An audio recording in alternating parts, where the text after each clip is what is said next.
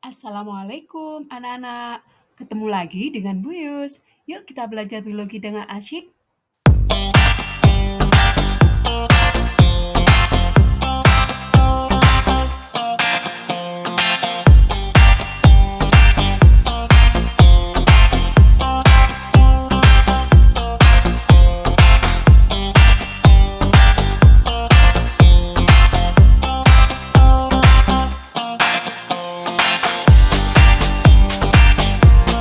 Gimana ya kalau kita bisa lihat sel-sel kulit mati? Apa sih? Setiap hari, 1 juta sel kulit mati menumpuk di wajah, membuat kecantikan kita tertutupi. Tunggu. Dalam iklan tersebut disebutkan tentang sel-sel wajah. Kira-kira sel itu apa ya? Apa hanya ada pada wajah kita saja? Yuk kita pelajari bersama. Tujuan pembelajaran kita kali ini yang pertama adalah untuk menjelaskan pengertian sel dan teori tentang sel. Kemudian mendeskripsikan perbedaan sel prokariotik dan eukariotik serta komponen kimiawi sel. Dan yang terakhir memahami pengertian transport membran.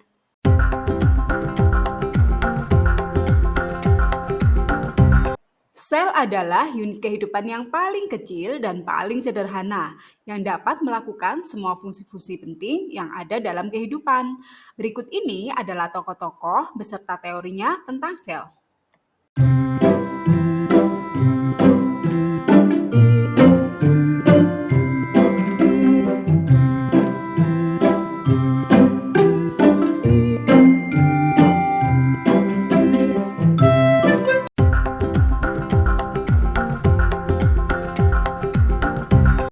Seluruh kegiatan kehidupan sel merupakan akibat dari metabolisme yang berlangsung di dalam sel.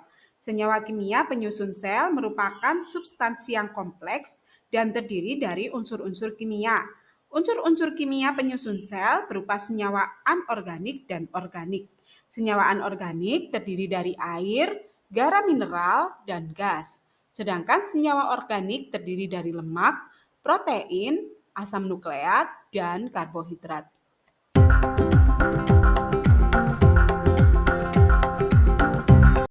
Struktur sel terdiri dari dua bagian utama, yaitu membran sel dan protoplasma.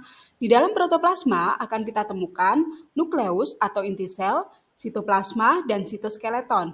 Di dalam sitoplasma akan kita temukan sitosol dan organel.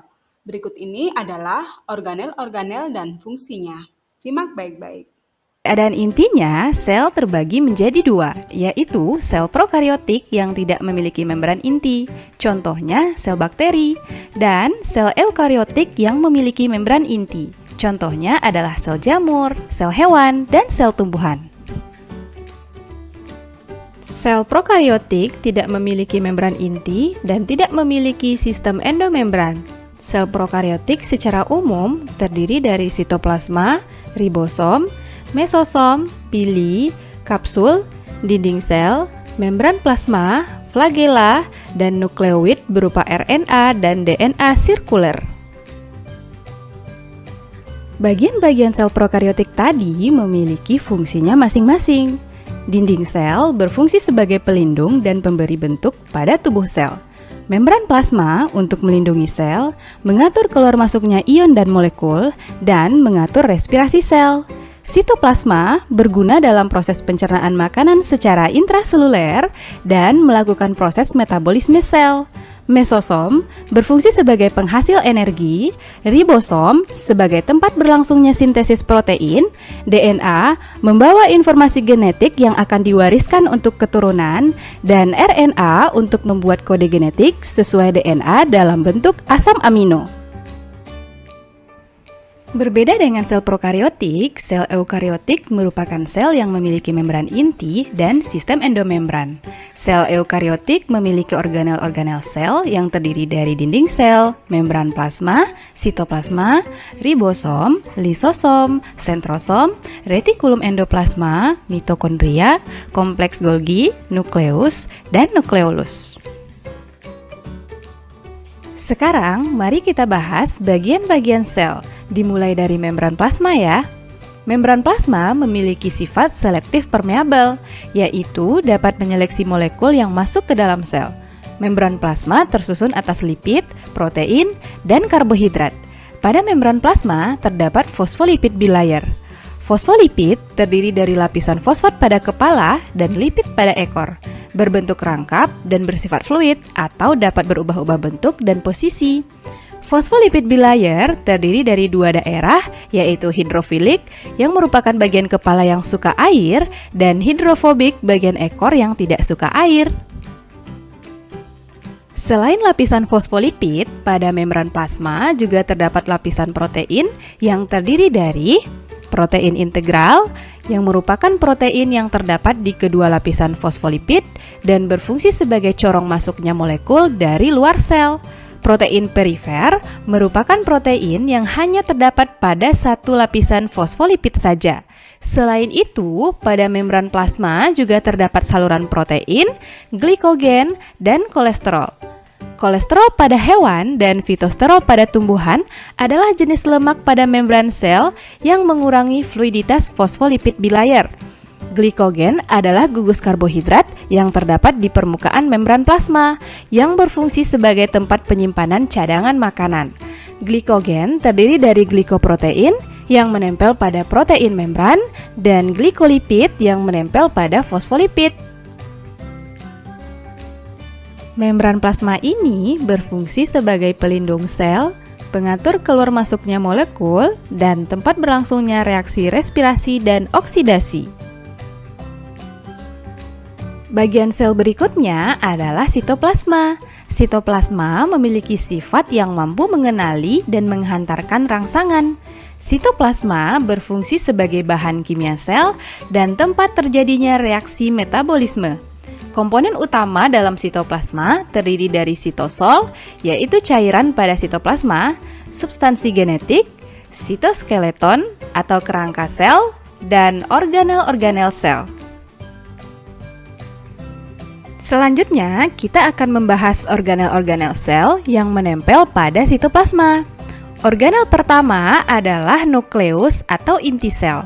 Nukleus terdiri dari membran inti, nukleoplasma, nukleolus, dan kromatin. Membran inti adalah lapisan terluar inti sel yang terdapat pada organisme eukariotik. Membran inti memiliki pori-pori yang kecil yang berfungsi sebagai tempat keluar masuknya zat dan melindungi kromosom agar tidak bercampur dengan molekul besar dari sitoplasma. Nukleoplasma adalah cairan yang terdapat dalam inti sel. Nukleolus adalah anak inti sel yang berfungsi sebagai tempat sintesis RNA. Kromatin adalah bagian inti sel yang menjadi tempat kromosom. Nukleus berfungsi mengatur pembelahan sel, mengendalikan seluruh kegiatan sel, membawa informasi genetik, replikasi DNA, dan sintesis protein. Organel berikutnya, retikulum endoplasma. RE merupakan penghubung membran inti, ribosom, dan badan Golgi yang berbentuk kantung pipih yang memenuhi sebagian sitoplasma. Retikulum endoplasma ada dua macam, yaitu RE halus dan RE kasar. Retikulum endoplasma halus adalah RE yang tidak memiliki ribosom, letaknya jauh dari membran inti. Fungsi dari RE halus adalah sebagai tempat sintesis lemak untuk hormon, metabolisme karbohidrat, penyimpanan kalsium, dan detoksifikasi racun. Retikulum endoplasma kasar adalah RE yang memiliki ribosom. Letaknya kebanyakan dekat dari membran inti. Fungsinya adalah untuk mensintesis protein bersama ribosom yang akan digunakan di membran atau di luar sel. Jadi, secara umum, fungsi RE adalah menyintesis lemak dan kolesterol sebagai alat transportasi antar molekul, menetralkan racun, dan menampung protein yang disintesis oleh ribosom yang terdapat di RE kasar. Selanjutnya, ribosom. Ribosom merupakan unit gabungan protein dengan RNA. Ribosom tersebar bebas di sitoplasma dan ada yang menempel di permukaan RE, yaitu RE kasar. Ribosom berfungsi menyintesis protein yang berguna untuk kegiatan metabolisme sel. Kompleks Golgi atau badan Golgi. Kompleks Golgi merupakan kumpulan ruang, gelembung kecil, dan kantong kecil yang bertumpuk-tumpuk. Kompleks Golgi berfungsi menjalankan sistem sekresi, membentuk membran plasma sebagai tempat sintesis polisakarida, dan membentuk akrosom. Organel terakhir adalah mitokondria, terdiri dari membran luar, membran dalam yang berfungsi untuk melangsungkan rantai respirasi yang menghasilkan ATP, krista, berguna untuk memperluas permukaan membran untuk menyerap oksigen, matriks, berfungsi sebagai tempat oksidasi asam lemak, mitokondria atau the powerhouse of cell, merupakan penghasil energi dan tempat berlangsungnya respirasi sel. Nah, teman-teman, itulah organel pada sel eukariotik. Semua organel yang kita bahas tadi terdapat pada sel tumbuhan dan sel hewan. Namun, keduanya memiliki perbedaan. Apa aja ya perbedaannya? Yuk kita bahas lebih lanjut. Pada sel hewan, terdapat organel khusus berupa lisosom, sentriol, dan vakuola yang berukuran kecil. Sedangkan pada sel tumbuhan, memiliki organel khusus berupa kloroplas, dinding sel, dan vakuola yang berukuran besar. Dan beginilah struktur lengkap sel tumbuhan. Terdiri dari dinding sel, plasmodesmata, lamela, protoplasma, peroksisom, badan Golgi, vakuola tengah, sitoskeleton, mitokondria, plastida, kloroplas, Re kasar, Re halus, membran inti, kromatin, dan nukleolus. Sekarang kita bahas organel khusus pada sel tumbuhan. Pertama, dinding sel. Dinding sel memiliki struktur yang terdiri dari dinding primer, dinding sekunder, lamela tengah, dan plasmodesmata. Dinding sel tersusun atas selulosa, hemiselulosa, dan pektin. Selulosa bersifat kaku dan memberi bentuk sel, serta mempertahankan turgiditas sel. Fungsi dari dinding sel antara lain menyokong sel, melindungi selaput plasma, memelihara keseimbangan sel dari tekanan, dan memberi bentuk pada sel. Organel khusus berikutnya, vakuola, merupakan organel sitoplasmik berisi cairan yang dibatasi oleh membran tonoplas. Pada sel tumbuhan yang sudah tua, vakuola tampak berukuran besar dan berisi cadangan makanan serta pigmen. Vakuola terbagi menjadi 3 jenis, yaitu vakuola tengah atau tonoplas, vakuola yang mendominasi sel tumbuhan yang berfungsi sebagai tempat penyimpanan makanan, vakuola makanan, vakuola yang berfungsi sebagai tempat pencernaan, penyimpanan, dan pengedaran makanan. Vakuola kontraktil, vakuola berdenyut yang berfungsi sebagai osmoregulator, yaitu pengatur nilai osmotik dalam sel. Secara keseluruhan, vakuola berfungsi sebagai tempat menyimpan zat makanan, penyimpanan pigmen, menyimpan minyak atsiri, memasukkan air melalui tonoplas, dan sebagai tempat penimbunan sisa metabolisme. Organel khusus sel tumbuhan terakhir adalah plastida. Plastida memiliki struktur yang terdiri dari membran luar, membran dalam, grana, dan tilakoid. Plastida merupakan organel bermembran rangkap yang berasal dari perkembangan proplastida di daerah meristematik. Berdasarkan pigmen yang dikandungnya, plastida dibedakan menjadi kloroplas, mengandung klorofil yang berguna sebagai tempat fotosintesis, kromoplas, mengandung pigmen non-fotosintetik yang terdiri dari warna merah, oranye, dan kuning.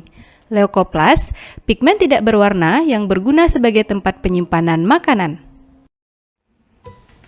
Berikutnya, struktur lengkap dari sel hewan. Terdiri dari membran plasma, sentrosom, peroksisom, sitoskeleton, protoplasma, badan Golgi, ribosom, lisosom, mitokondria, kromatin, nukleolus, membran inti, Re kasar, Re halus, dan vakuola kecil. Selanjutnya, kita akan membahas organel khusus pada sel hewan. Organel khusus pertama adalah lisosom. Lisosom merupakan kantong membran yang berisi enzim pencernaan berupa protease, lipase, nuklease, dan fosfatasa. Lisosom memiliki fungsi untuk melakukan pencernaan intrasel, menghancurkan struktur sel yang tidak dikehendaki atau autofag, membebaskan enzim keluar sel atau eksositosis, menghancurkan diri sel atau autolisis. Dan organel khusus kedua adalah sentriol. Sentriol memiliki struktur berbentuk bintang yang berfungsi dalam pembelahan sel baik secara mitosis maupun meiosis. Pada sel hewan juga terdapat sentrosom yang terdiri dari 2 sentriol yang juga berperan dalam pembelahan sel.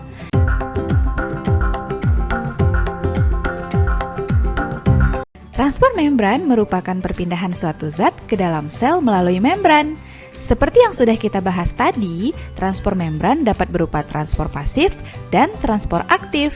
Transport pasif yaitu perpindahan ion atau molekul dari konsentrasi tinggi ke konsentrasi rendah, sehingga dalam perpindahannya molekul tidak membutuhkan energi. Sedangkan transport aktif sebaliknya. Pada transport aktif, perpindahan ion atau molekul terjadi dari konsentrasi rendah ke konsentrasi tinggi, sehingga membutuhkan energi dalam prosesnya. Selanjutnya, kita akan membahas jenis masing-masingnya. Jenis transport pasif pertama adalah difusi. Sebagai bagian dari transport pasif, pergerakan partikel-partikel berupa molekul atau ion pada difusi terjadi dari larutan yang konsentrasinya tinggi ke larutan yang konsentrasinya rendah dengan atau tanpa melalui membran. Difusi terbagi menjadi 2, yaitu difusi sederhana dan difusi terbantu. Difusi sederhana terjadi secara spontan dan tidak membutuhkan molekul perantara. Molekul yang berpindah akan menyebar sampai terjadinya keseimbangan. Contoh difusi adalah parfum yang disemprotkan akan menyebar ke seluruh ruangan, setetes tinta akan menyebar di dalam air, pertukaran CO2 dan O2 di paru-paru, atau penyerapan sari-sari makanan di usus halus. Sedangkan difusi terbantu berlangsung karena adanya protein transport dari konsentrasi tinggi ke konsentrasi rendah. Biasanya dilakukan oleh molekul-molekul berukuran besar. Contohnya, proses molekul glukosa melewati membran sel, pengangkutan ion-ion Na+, Ca2+, dan Cl-. Proses difusi sederhana ini dipengaruhi oleh beberapa faktor, yaitu suhu zat, ukuran molekul, konsentrasi, dan wujud zat. Pada difusi terbantu, protein transport yang mempengaruhi proses difusi dapat berupa protein saluran, yaitu protein yang menyediakan jalan bagi air dan ion polar kecil, dan protein pembawa, yaitu protein yang mengangkut ion dari luar ke dalam sel. Perjalanan molekul secara difusi di dalam membran sel akan dipengaruhi oleh beberapa faktor berikut. Pertama, suhu. Makin tinggi suhu, semakin besar terjadinya difusi. Faktor kedua, konsentrasi. Makin besar perbedaan konsentrasi antara 2 larutan yang berdifusi, makin besar terjadinya difusi. Selanjutnya, ukuran molekul. Makin besar ukuran molekul, makin lambat terjadinya difusi. Kemudian, media terjadinya difusi. Difusi di udara lebih mudah daripada difusi di dalam larutan. Terakhir, luas permukaan. Makin luas permukaan difusi, makin besar terjadinya difusi. Sampai di sini, teman-teman bisa paham ya? Jenis transport pasif berikutnya adalah osmosis. Osmosis merupakan perpindahan molekul pelarut, misalnya air, dari larutan berkonsentrasi tinggi atau hipertonik ke larutan berkonsentrasi rendah atau hipotonik melalui membran semipermeabel, hingga konsentrasi zat terlarut mencapai seimbang atau disebut juga larutan isotonik. Osmosis air dalam membran sel mengalami 2 proses, yaitu endosmosis dan eksosmosis. Endosmosis adalah proses masuknya air ke dalam sel karena konsentrasi larutan di dalam sel lebih tinggi. Jika endosmosis terus berlangsung, maka pada sel hewan akan terjadi lisis, yaitu membran sel akan menjadi robek dan pecah. Dan pada sel tumbuhan akan mengalami turgid atau sel membengkak tetapi bentuknya tetap dipertahankan karena adanya dinding sel. Selanjutnya, eksosmosis. Eksos artinya keluar, jadi air akan keluar dari dalam sel karena konsentrasi zat di luar lebih tinggi. Jika sel dimasukkan ke dalam larutan hipertonik, air akan terus-menerus keluar dari sel dan sel hewan akan mengkerut atau krenasi karena mengalami dehidrasi, sedangkan pada sel tumbuhan akan menyebabkan sitoplasma mengerut dan terlepas dari dinding sel atau plasmolisis. Berikut ini adalah bentuk kondisi sel hewan dan sel tumbuhan saat berada dalam larutan hipotonik, isotonik, dan hipertonik, sesuai pembahasan kita tadi. Bentuk sel hewan dalam kondisi lisis, normal, dan krenasi, dan bentuk sel tumbuhan dalam kondisi turgid, normal, dan plasmolisis. Gimana? Teman-teman bisa membedakannya ya? Nah, teman-teman, mekanisme osmosis ini banyak kita jumpai dalam kehidupan di sekitar kita. Misalnya, jika kita membandingkan ikan yang hidup di air tawar dengan ikan yang hidup di air laut. Lingkungan air tawar yang sedikit mengandung garam mineral merupakan larutan konsentrasi rendah atau hipotonik. Sebaliknya, lingkungan air laut adalah hipertonik. Berbeda dengan lingkungannya, kondisi tubuh ikan di air tawar bersifat hipertonik karena pekatnya larutan yang ada di dalam tubuhnya. Sedangkan ikan air laut bersifat hipotonik. Konsentrasi larutan di dalam tubuh ikan air tawar lebih besar, maka air akan masuk ke tubuh ikan, sedangkan pada ikan air laut, air akan keluar dari tubuhnya. Banyaknya kandungan air pada tubuh ikan air tawar menyebabkan urinnya encer. Sebaliknya, ikan air laut memiliki urin yang pekat. Dengan semua kondisi di atas, maka ikan air tawar hanya membutuhkan sedikit minum dan ikan air laut jadi lebih banyak minum agar tubuhnya tidak dehidrasi. Selain pada ikan, contoh penerapan osmosis dalam kehidupan kita adalah penyerapan air oleh akar tanaman, proses pembuatan ikan asin yang diberi garam dan dijemur di bawah matahari, pembuatan telur asin, potongan kentang yang semakin berat saat direndam dalam air, dan masuknya cairan infus ke dalam darah. Teman-teman juga bisa mengamati contoh peristiwa osmosis lainnya ya. Oke teman-teman, sampai di sini berarti kita sudah membahas jenis-jenis transport pasif, yaitu difusi dan osmosis. Yuk kita lanjut ke transport aktif. Tadi kita sudah bahas bahwa transport aktif kebalikan dari transport pasif. Karena pada transport aktif melawan gradien konsentrasi zat, maka dalam prosesnya ia membutuhkan energi. Kira-kira gimana ya proses transport zatnya? Mari kita bahas satu persatu bagiannya. Bagian transport aktif yang saling berlawanan adalah eksositosis dan endositosis. Eksositosis adalah proses pengeluaran zat dari dalam sel yang melibatkan vesikula. Vesikula transport yang terlepas dari badan Golgi akan dipindahkan oleh sitoskeleton ke membran plasma. Pada saat membran plasma dan membran vesikula bertemu, molekul lipid bilayer menyusun ulang lapisan membran baru, sehingga kedua membran menjadi bergabung. Selanjutnya, zat-zat dalam vesikula akan keluar dari sel. Pada endositosis, sel memasukkan molekul yang sangat kecil dengan membentuk vesikula dari membran plasma. Permukaan membran plasma melekuk ke dalam sel membentuk sebuah kantong. Setelah kantong tersebut berisi materi atau zat berukuran kecil, kantong tersebut akan melekuk semakin dalam dan membentuk vesikula utuh. Bisa dipahami ya? Teman-teman, berikut ini catatan untuk proses eksositosis dan endositosis. Nah, eksositosis ini terjadi pada beberapa sel kelenjar sekresi, misalnya sel-sel kelenjar di pankreas yang mengeluarkan enzim pencernaan ke saluran pankreas dan bermuara di usus halus. Berdasarkan zat atau molekul yang dimasukkan ke dalam sel, endositosis memiliki 3 tipe, yaitu fagositosis, pinositosis, dan endositosis dengan bantuan reseptor. Fagositosis merupakan proses endositosis yang memasukkan zat atau molekul padat ke dalam sel. Misalnya, proses memakan bakteri pada sel darah putih atau leukosit. Berbeda dengan fagositosis, zat yang dimasukkan ke dalam sel pada pinositosis adalah zat cair atau larutan. Semua jenis sel hewan dapat melakukan proses pinositosis. Selanjutnya, endositosis dengan bantuan reseptor merupakan proses endositosis di mana molekul yang diterima atau dimasukkan ke dalam sel bersifat spesifik. Di dalam lekukan membran plasma terdapat reseptor protein untuk mengikat zat yang dibutuhkan oleh sel. Jenis transport aktif berikutnya adalah pompa natrium kalium. Pompa natrium kalium adalah proses pemasukan 2 ion K+ yang diimbangi dengan pengeluaran 2 ion Na+. Ion K+ lebih dibutuhkan oleh tubuh dibandingkan dengan Na+. Pemasukan ion K+ ke dalam sel secara terus-menerus menyebabkan konsentrasi ion K+ dalam sel tinggi. Sebaliknya, pengeluaran ion Na+ dari dalam sel secara terus-menerus menyebabkan ion Na+ di luar sel menjadi tinggi. Maka, akan terjadi pergerakan ion-ion melawan gradien konsentrasi dan membutuhkan energi ATP dalam prosesnya. Proses ini terjadi saat pengangkutan asam amino dan glukosa dari lumen usus halus menembus membran sel epitel usus selalu bersamaan dengan pengangkutan ion-ion Na+.